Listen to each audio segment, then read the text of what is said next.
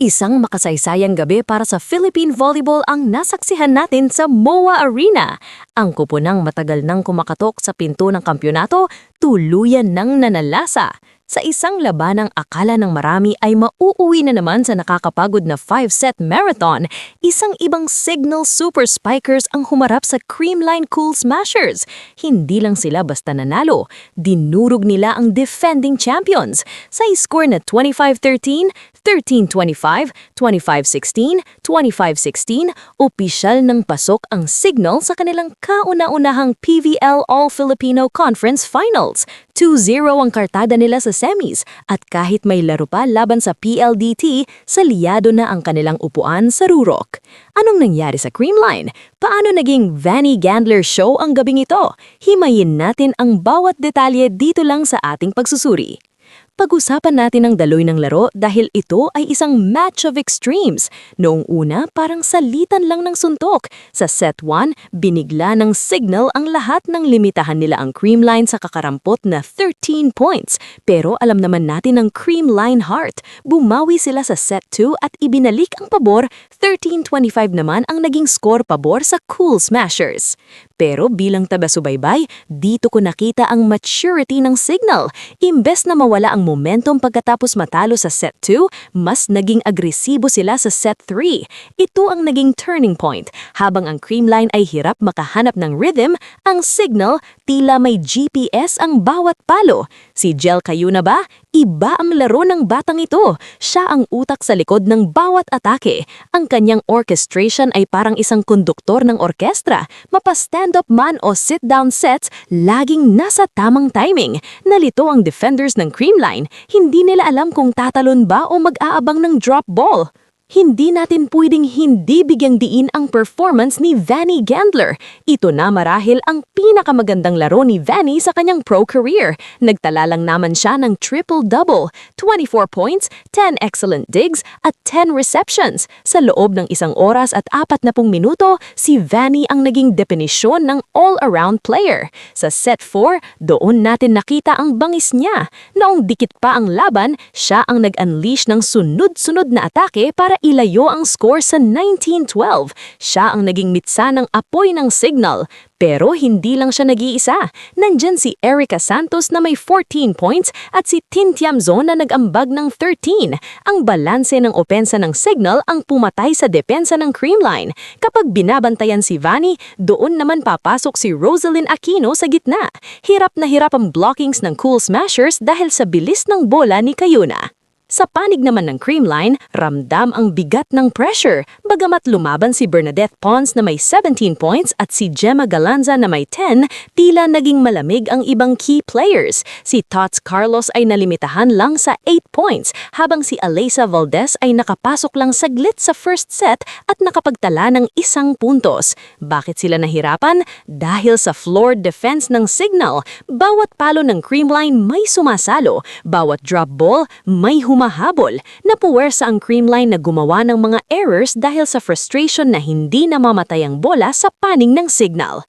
Ang huling puntos ay nakuha pa sa pamamagitan ng isang matagumpay na floor touch challenge, isang magulo pero emosyonal na rally na nagtapos sa pagdiriwang ng Super Spikers. It was swift, emphatic, and well-deserved. Ngayon ang tanong, sino ang makasama ng Signal sa finals? May 1-1 na record na ngayon ang Creamline at Farm Fresh. Ibig sabihin, ang susunod nilang paghaharap ay isang virtual knockout match. Do or die na ito para sa Cool Smashers kung gusto nilang mapanatili ang kanilang korona. Para sa Signal, ito na ang bunga ng lahat ng hirap nila. Mula sa pagiging bridesmaid sa Reinforced at Invitational, handa na ba silang makuha ang pinakaprestihiyosong title, ang All-Filipino Crown? Kayo mga ka-joust, sa tingin nyo ba ito na ang taon ng Signal o makakabawi pa ang Creamline para sa isang rematch sa finals? I-comment ang inyong opinyon sa ibaba. Huwag kalimutang mag-like, share at mag-subscribe para sa pinakasariwang updates sa mundo ng PBL. Ako si Joust Volley, hanggang sa muli. At ako'y nahiya pa, nagpaantay pa nga ako kasi idol na idol ko talaga to, si Ate Iron Egglet. Please sabihin mo sila i-follow ako. Saan? Sa Facebook page ko. Ano ba page mo? Buding! Please unfollow. Please unfollow Buding.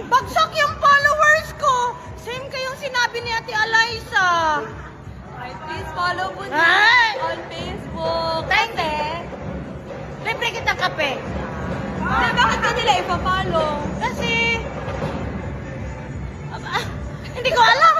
Nablangko ako. Idol na idol ko talaga yan. Ano pa lang ako? Grade 4 pa lang ako. Thank you, te. Excuse you.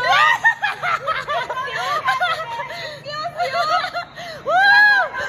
Sir, please say to my vlog, yo, follow me. Follow who? Me. Me. Oo. Please say to them, follow me. And Follow me. on Facebook. Me, Buding. Not you.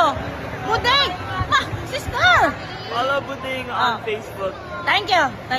Ito na, si Sisi. Guys, damihan nyo pa yung pagbibigay nyo kay Buding kasi nililibre niya kami dito. And ayun, sana araw-araw naman bigay mo ha. So kukuha ka ulit ako. Opo, te. At your service. Bye-bye. Thank you, Te Buding. Push na. Bonggay, you know. Hi guys! Bakit hindi nyo pa fina-follow si Buding? Sinasabi ko sa inyo. O, nagtatampo na yan. Hindi, walang tampo. Walang tampo. Yung nagsasalita ka na eh. Ayan. Guys, follow nyo si Buding. Kapag finalo nyo siya, may premyo kayo sa akin. Baka naman, Titan. Baka yun sana. Baka Bye, Titan. vitamins! Meron ako dito. Encanto. Encanto daw. Thank you!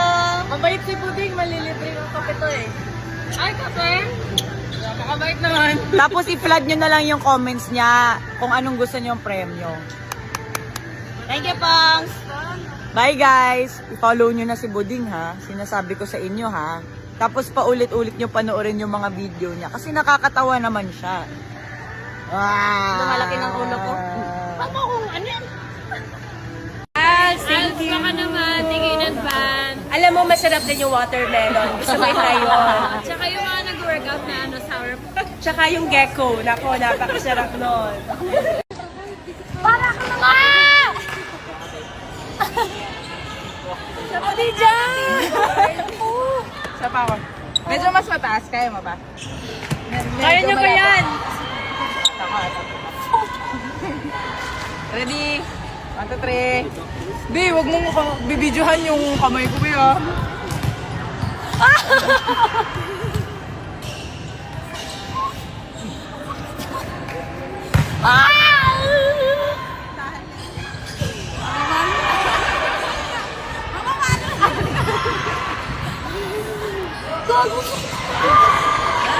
Alam mo, joke ah.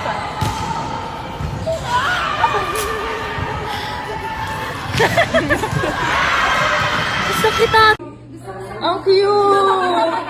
Ang cute! Nanay mo! Anong ginagawa ng nanay mo? Huwag mo tignan, Isabel. I-reveal ko to kapag nasa farm ka na.